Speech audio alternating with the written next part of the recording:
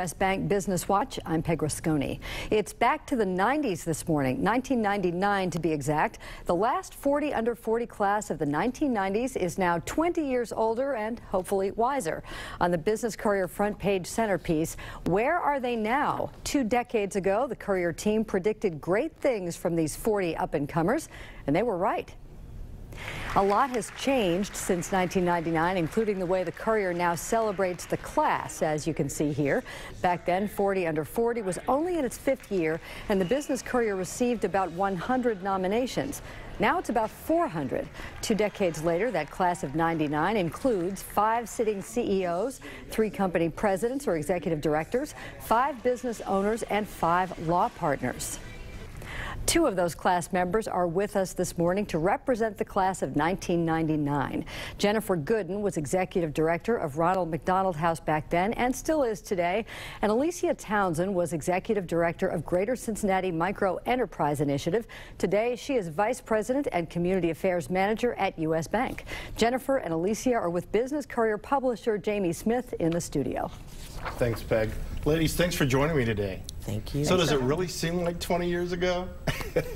We're seasoned. I like that word, seasoned. Yeah.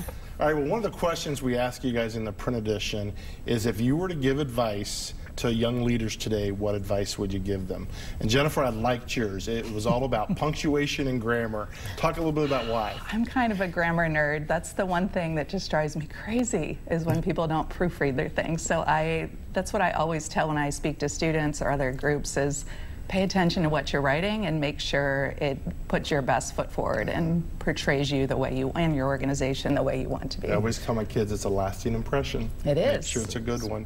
And Alicia, I think yours was more about collecting data and just making sure you're always reaching for more. Is that right? Right, and just being aware that there's always more data.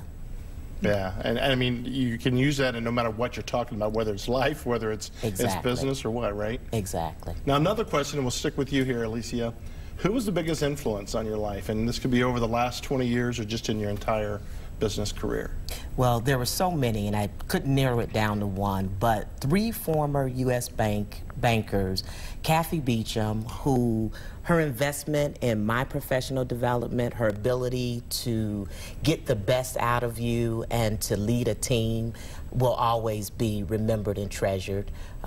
Richard Davis, one of the smartest and most charismatic leaders that I was ever blessed to know and to work with.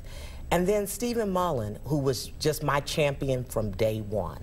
It's important to have those kind of people in your life, isn't it? It is. You know, and Kathy, I mean, talk about a servant leader. Yes. Talk about somebody that just, you know, just kept amazing people. Yes. You know, no matter what she was doing.